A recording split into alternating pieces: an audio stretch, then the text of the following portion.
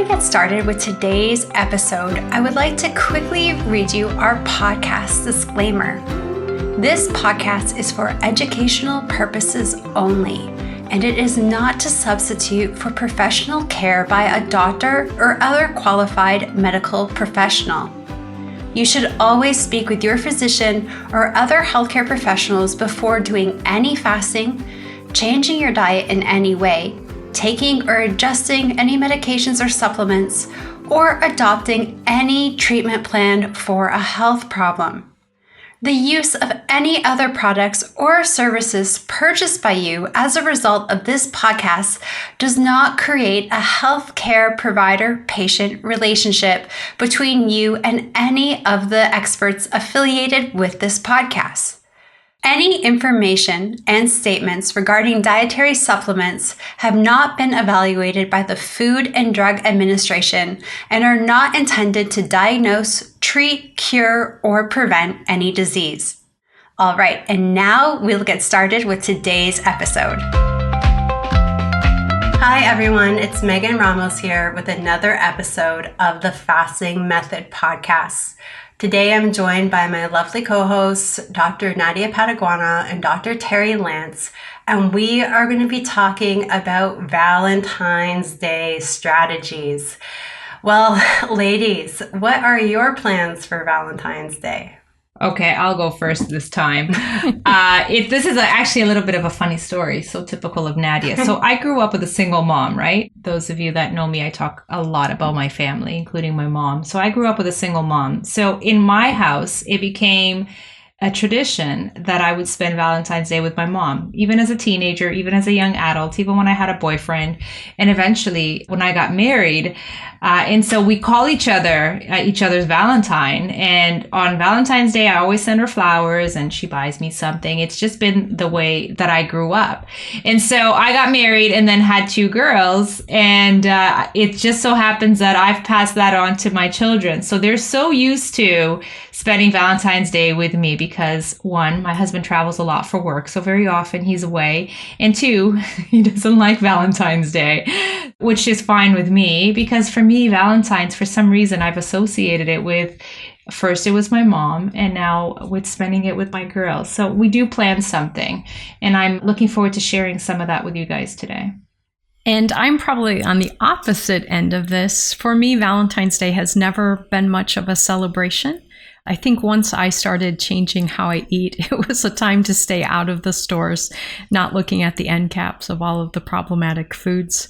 So for me, Valentine's Day and this holiday season will be very much like any other week of the year. It might involve a special meal, but generally it's not something that changes my normal life very much.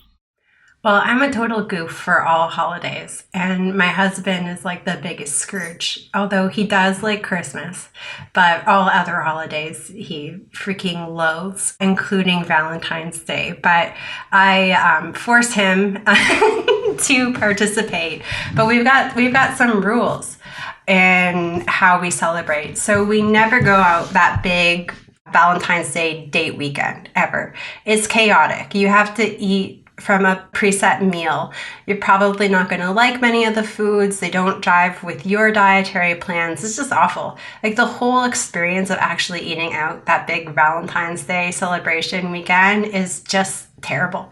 So we either do the weekend before or the weekend after. So this year, just given where Valentine's Day falls on a Tuesday, we're going to be eating out the weekend after.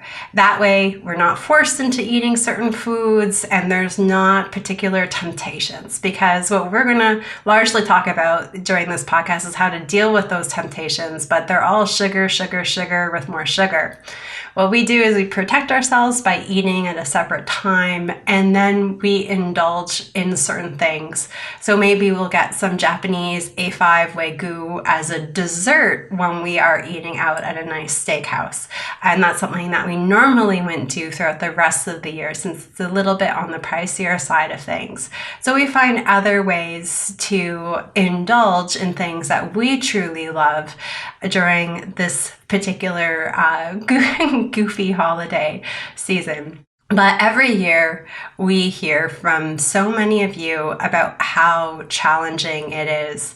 We're kind of in this habitual mode where we buy our significant others these chocolates or chocolate covered strawberries, or it's a time for dessert. And I think Valentine's Day for so many people has become showing your loved ones how much you care with sugar.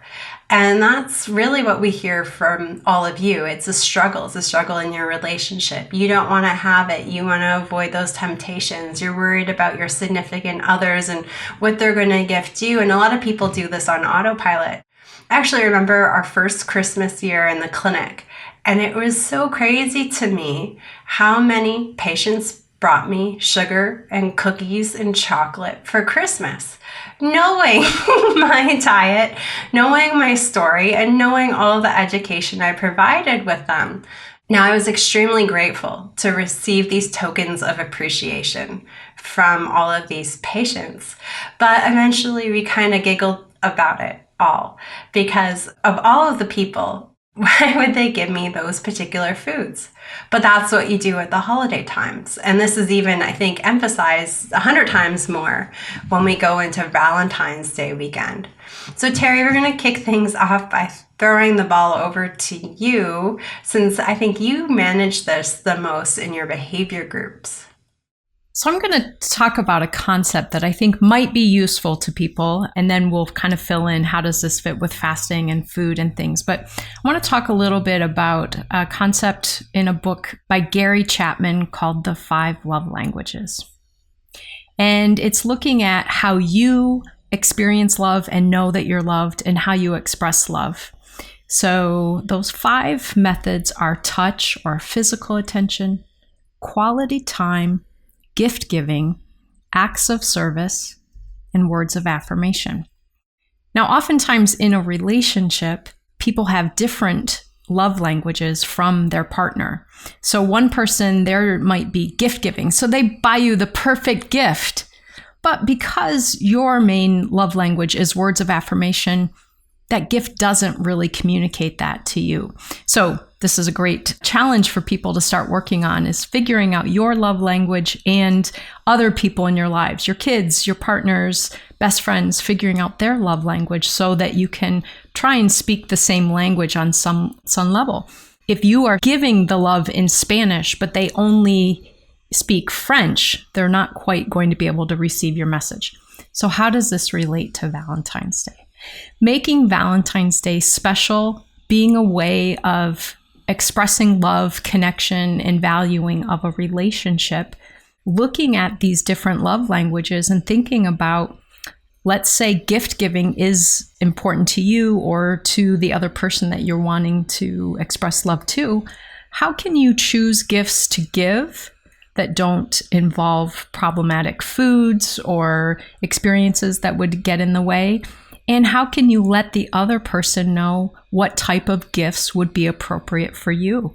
Setting some limits. And I know this is really hard for a lot of us, but to say, I'm going to ask a favor. This Valentine's Day, if you would not get me those chocolates or a dessert, I would really appreciate it. Now, that person might have to think a little more creatively, but you could help them. You could let them know some other things that would kind of do it for you. But then also think about quality time. And I know, Megan, you've talked about this in other ways when we've talked about socializing and the whole nature of it being so food focused. How else can we spend quality time together for Valentine's Day that doesn't revolve around food, or especially revolve around problematic food? Now, again, let's say I eat low carb. My quality time with someone might be, we're going to make a great low carb meal. We're going to enjoy food together, but it's still going to fit my approach to eating. So I don't have to not have food involved at all. Just keep it consistent with my plan. Maybe to show my love and connection with someone, I'm going to think of an act of service that I can do. So Nadia, you mentioned your girls. Maybe it's, I don't know, doing some kind of special project for them and they come home from school and their room is decorated in a new way or something. So again, it doesn't have to involve chocolate. It doesn't have to involve decadent food to enjoy the season of love and connecting with other people. So that's my way of kind of getting us started and talking about this. I think it's a great strategy. When I met my husband, our fourth date was Valentine's Day weekend in San Francisco. So I was living in Toronto and he was in the Bay Area at the time. And I hadn't totally opened up to him about my journey with fasting and nutrition. He just thought I was a really cool chick that liked to eat a lot of steak and was not afraid of salt. So automatically, he was living in the plant-based land over here. So I was just this really cool chick that liked good meat. So that was about all he knew at that point going into our fourth date. And I said to him, hey, Valentine's Day is going to be crazy there. I do not know the lay of the land to help plan anything. And I said, I'm not really big on gifts either. So why don't we just have an experience and go somewhere? So we, took a little road trip, checked out the redwoods, did those type of things and had that type of adventure for that particular Valentine's Day. And we do what Terri mentioned for our birthdays. So for our birthdays, we don't exchange gifts. We don't really go out and have parties and do those type of things. Our birthdays are actually very close together. And every year we pick a trip to go on and have an experience during that particular time. And we take turns every other year, so it's fair. So 2 years ago, we went to Maui. I'd never been to Hawaii before. We now live quite close, being based in California versus Toronto. So I was really excited. Then, last year, my husband got to pick and we did this road trip throughout Oregon and I got to see where he went to grad school and all this stuff. It was very cool and Oregon's incredibly beautiful. So we invest in those type of experiences and we don't do gifts, none of that stuff. We just enjoy and we invest in each other in that respect. And it works really, really well.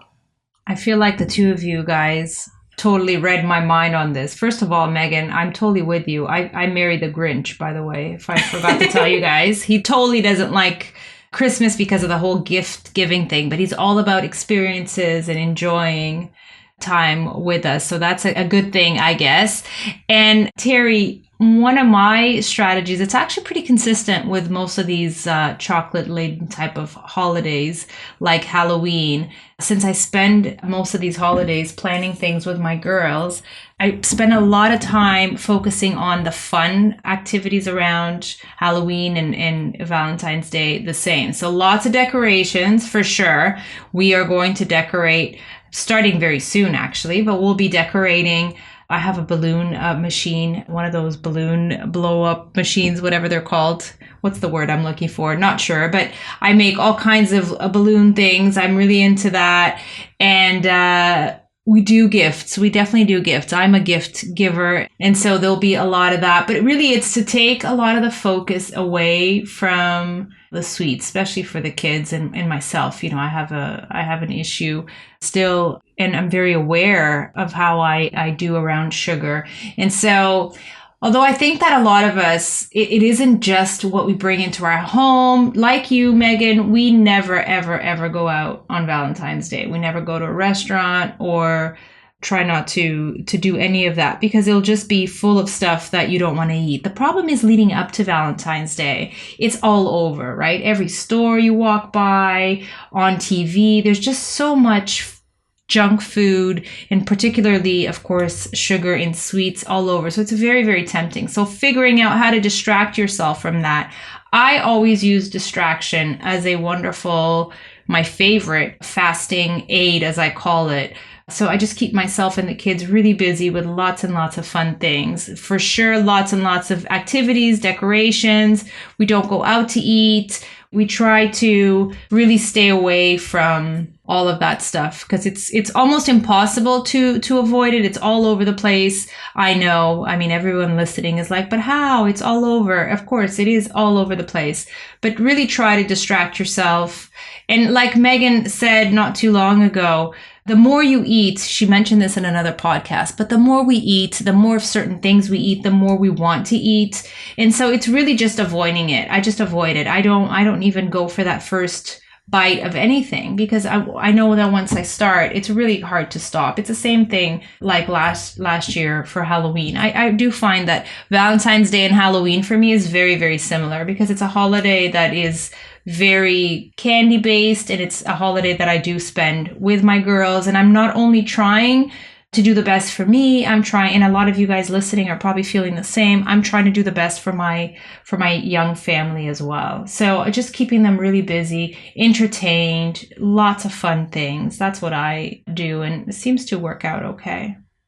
An important thing with that you just highlighted, Nadia, is that for many of us, maybe the first time or two through some of these experiences are a little bit more complicated, because our brain is set, I know what happens throughout the month of February. We get these things, we get candy, we get these treats.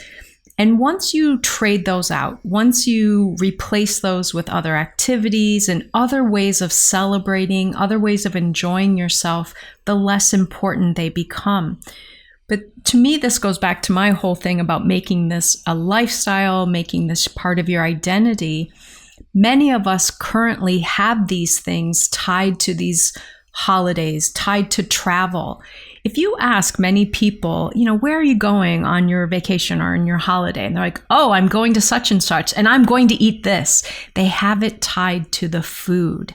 And I think the more we can get used to disconnecting locations with the food, events with specific foods, and holidays with specific foods, the more we can enjoy them and not have them create tension in us. Many people, as we talked about in the past round of holiday seasons, many people start getting tense in October because of the holidays that are coming and the foods and the food behaviors that they normally associate with those. So the more we can start to work on these other associations, so your girls are learning, oh, Valentine's Day means we get to do this activity, or we engage with each other in these ways. I think I saw a post back on Halloween time where you had Halloween pajamas and you were watching movies together or something. The more those things become the ways that we identify ourselves and our connection to those holidays, the less tempting those problematic foods are, because they aren't our foods. They aren't our way of celebrating. They aren't our way of connecting. So I think it's exciting to listen to you, not only, as you said, doing this for you, but also what you're teaching them about these holiday seasons, what you can teach them about what travel involves, that it's not all focused on decadent or problematic foods, that there's so much more meaning out there. I think you brought up a really important point for me, and I think it's important to maybe mention this again for the people listening, because I think the three of us maybe even take this for granted, because we, as you said, we've gone through quite a few of these seasons already, right? We've done, 6, 7, 10 Valentine's Day as living a healthier lifestyle, whereas for a lot of people listening in, this is their very first attempt of, how am I going to get through? I did really well from January 1st until February 14th, but how am I going to get through this, or I won't be able to do it? But it's a concept that you bring up all the time, Terri, which is realizing that we can do hard things. Yeah, this will be a hard thing to do, but I can do it. Believing that you can do it. There's another way to do it, as opposed to, well, it's Valentine's. Of course I'm going to eat A, B, or C. No, not necessarily. You don't really have to. It does. And like you guys said, for me, I don't need to have this conversation because my husband does not buy me chocolates. But, for a lot of us, it may require a conversation with your spouse, with your partner, with your friends, whoever you celebrate this holiday with. It may require that. It requires a decision on your part. You have to decide that, number one, you want to try doing it in a different way, in a healthier way. So you have to decide. Then you have to prepare and organize. What are you going to do instead? But you have to believe that you can actually do it, because you can. And remember that once you actually get through that day, that's why I say that day requires probably a lot of distraction, a lot of different things, right? Choosing to do other things, to eat other things. The next day, you're going to wake up and go, oh my God, I did it. I actually did it. I was able to do it. So that will give you, you will be more likely to believe that you can do that for other holidays and for other years to come. So you actually just have to get through it. You actually have to do it, believe that you can do it, and, do the hard things, like Terri said, even for New Year's. I think it's important that we work on our communication with our significant others too during this time. It can be really challenging for everybody, not just you who's trying to eat differently or model your lifestyle differently. If you just reach out to your partner and say, hey, I'm not eating any chocolate this year. I'm not eating any desserts this year. I'm not doing X, Y, and Z food-wise this year. And that you leave it at that, it makes it really challenging for them because this has just become habitual. It's all they grew up knowing. It's all they've done in their adult life. And they might not know what to do. So this kind of leads sometimes, I think, to panic mode. And this is what I've heard from significant others of our community members. That's panic mode. They don't know what to do. And then they have this sort of self-talk that's like, okay, I'm just going to buy this stuff anyways. I don't know what else to do and I've got to do something. And then they justify it. I always joke with my husband, I can justify any pair of shoes at any occasion, at any point in time, because I have a shoe addiction. Meanwhile, I work at home and I wear slippers 95% of my life. But, there's a way to justify it when you're kind of out of options here and you don't know what it is to do and you're in panic mode. So that panic mode, you get into survival mode and you just default to what you know. So something that I'll work with clients on is, helping them find things that they can help equip their partner with.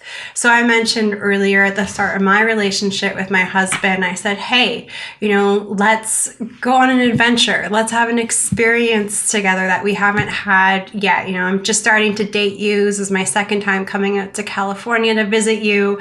And together we planned it. So I didn't just throw it on him.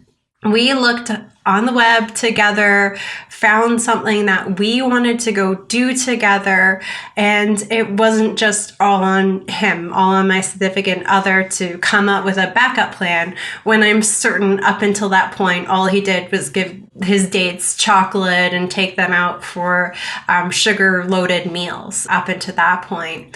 So working with your partner saying, hey, I'm not going to do this anymore, but let's have an experience. Or maybe there's something else that you would like to be gifted. Maybe, it's a massage at the spa. Maybe it's a manicure and a pedicure. Maybe you've got a good new woodworking project that you've got going on, or maybe there's some new hiking boots that you want so you can go on adventures together and do those type of things that are not food related, but equip them with something. What they're likely to default to in terms of gifts at this time of year. So equip them with something that is complimentary in price and in effort to obtain, but things that aren't related to food, that are related to this new identity that you're trying to establish. So then that way, when your partner, has it on their calendar to go out and come up with their Valentine's Day plan, they know that you're interested in seeing this play, or you're interested in going to this concert, or you want to do this particular hike, or there's these boots that you want, these things otherwise that they can give you. And then they feel really good about it. They feel empowered. They know what to do. So they're not going to default back to what they have done habitually. And they know that they're doing something that you are genuinely going to really appreciate. So it makes them feel good. So it reinforces the behavior. Then you're very grateful. You have a great holiday together. And your partner is going to stop looking to these default traits of, buying chocolate and pastries and desserts and those type of things on this holiday. They're going to say, wow, so and so really enjoyed this experience, or they really enjoyed, their massage at the spa, or they've really enjoyed this new hobby that, I help contribute to by buying new equipment or an online course or something for them. And that just reinforces it. So then not only does Valentine's Day start to transform within that relationships, other holidays will start to transform too. But when partners don't communicate these things or give these suggestions at the start, I find a lot of the time it just leads to a lot of aggravation because their significant other just doesn't know what to do then. You are educating yourself right now on fasting and nutrition and these behavior strategies to help adopt this new lifestyle. We need to help educate and support our partners through this journey too. And when we make that investment, it really pays off greatly for them and for us because, the holiday will stop becoming about sugar and stuff for them too. And that's grateful for their health and their well-being too, as well down the road. I love that, Megan. And my previous work as a therapist, I used to hear this often, that gift giving, celebrating, often is a point of tension for many couples because you think the person knows you well enough, they will just know what you want. And, this kind of requires a little bit of mind reading that most of us don't have that ability. So it's really better to help them know what you would enjoy. And if you're looking for something that is more an experience, less of a financial gift kind of thing, or a gift that has a financial piece behind it, maybe you would feel loved if your significant other did the dishes for 3 nights this month, if dishes is normally your task, or that they do something for you that gives you a break from doing that task or whatever it is around the house. So it doesn't have to be even something out of the ordinary. It doesn't have to be something expensive. It can be showing you love me by giving me a break on Wednesday night next month, 1 week. But letting them know, helping to communicate, how would you feel loved? How would you feel celebrated? And asking them, how would they feel loved? How would they feel celebrated? You just reminded me of something, Terri. Many, many years ago, my husband had a coworker who was going around the office going crazy because his wife for Valentine's had asked him to write a letter with all the reasons why he loved her. That was the one thing that she wanted. And he was trying his best. It's sometimes it's a lot easier to just buy chocolates than it is to write. And the guy was going, so he's asking all the guys in the office to help him out. But anyway, so there's many ways to show love for sure. And Valentine's Day is just a reminder, I think, an opportunity for us to show, on that quote unquote special day. But we really do have to learn. I like that idea, Terri, of you have to learn what your love language is. I personally do tell my husband. I mean, it was my birthday recently, and I personally have gotten really good at telling him what I like and what I want. And I think he appreciates it. It just makes it so much easier for him. We do gifts at Christmas time. It's the one holiday where we do gifts rather than experiences. And we tell each other, unless there's sort of the odd year where it has been very clear what the other person wants. It's just so rewarding to see your partner happy on the other side of things. And I think a lot of people recognize that. But it's just really, again, about communicating and letting the other person know. And what I often see is a lot of people making these changes and just assuming that their partner knows that they're going to want something different this Valentine's Day. And that's not fair. It's not fair to anybody. And we, at the end of the day, by not doing so, end up with these treats and then feeling bad about the circumstances. And when we feel bad about food, we tend to lean into not the best food. Then we feel worse after the fact and resentment starts to boil up. So just having that communication and just being really clear about what you want and what is going to serve you this holiday can really make a big difference. Now, for those of you who are going to go out on Valentine's Day weekend, because that's just how things are going to happen in your particular relationship, there's nothing wrong with that. But what we encourage you to do is to take a look at that menu in advance. See what's on there that you can eat and come up with a plan.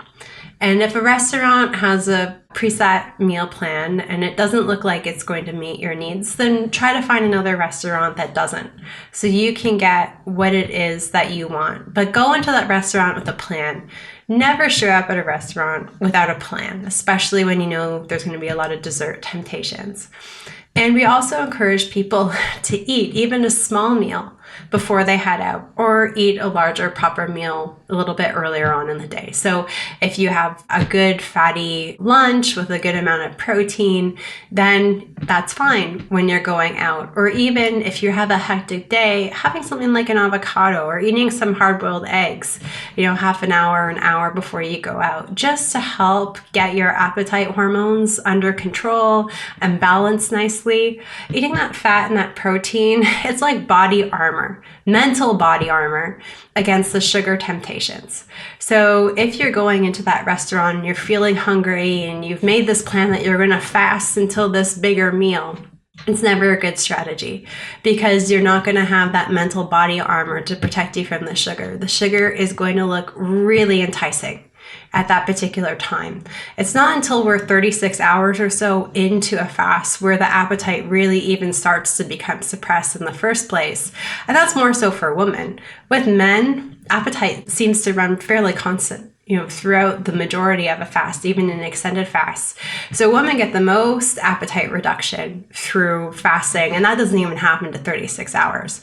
So don't think you're going to do one meal that day and you're going to do something like a 20 or 24-hour fast and that's going to keep your appetite at bay. It's not. So protect yourself. Have that fatty meal or have that fatty mini meal before you head into that celebratory meal. And it'll make it a lot easier to eat the foods that you plan to eat rather than deviating and ending up eating a bunch of sugar at that holiday meal. I think that's a really good reminder. I know we talk a lot about this in our program. All of us do, and we have a lot of resources about why food order matters, why food order is important. I often say this in my meetings, how you break a fast. So the first thing that you eat that you put into your mouth when you break a fast, whether that's a mini fast or a longer fast, is going to ultimately determine how you eat, how you feel, and how much you eat and what you end up eating during that, not only that meal, but probably the next few days to come. So food order really matters. Look this up if you're not quite sure what this means. I know Megan has written about it. Dr. Fung has talked about it in some videos, and Terri and I talk about it all the time. So food order really matters. Eating something at home before you go out is a really good idea. And even at the restaurant, choosing to eat the real whole foods first before you start indulging in the carbier, more sugary, more processed things. One last thing I will add to this, going back to kind of how we started this episode, the more you change all of the things that we've been talking about, focusing on the experiences, the other ways of expressing love and connection, all of those pieces of changing the way you think about and make sense of these holiday times, the less likely you are to feel deprived.